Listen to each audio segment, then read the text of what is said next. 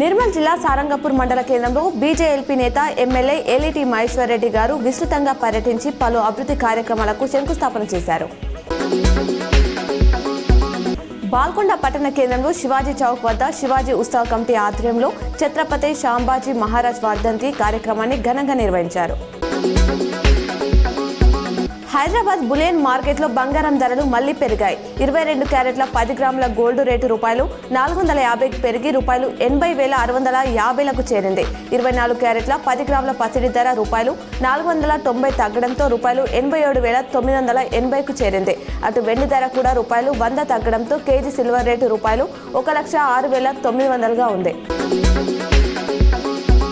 మాజీ CM BRS అధినేత KCR assembly సమావేశాలకు హాజరయ్యారు. ఇవాల్టి నుంచి బడ్జెట్ సమావేశం ప్రారంభమైంది. గవర్నర్ ప్రసంగం సందర్భంగా కేసీఆర్ సభకు వచ్చారు. దీంతో అధికార విపక్షాల మధ్య వాడావేడి చర్చ జరిగే అవకాశం కనిపిస్తుంది. రాష్ట్రంలో అధికారం కోల్పోయిన తర్వాత కేసీఆర్ అసెంబ్లీకి రావడం ఇది రెండోసారి.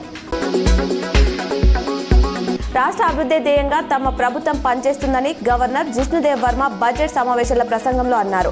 రూపాయలు 25,000 కోట్ల రుణమాఫీ చేశాం, రూపాయలు 500కే గ్యాస్ సిలిండర్ అందిస్తున్నాం, వరి రైతులకు రూపాయలు 500 బోనస్ ఇస్తున్నాం, సంక్షేమం సామాజిక న్యాయానికి కట్టుబడి ఉన్నామని వెల్లడించారు.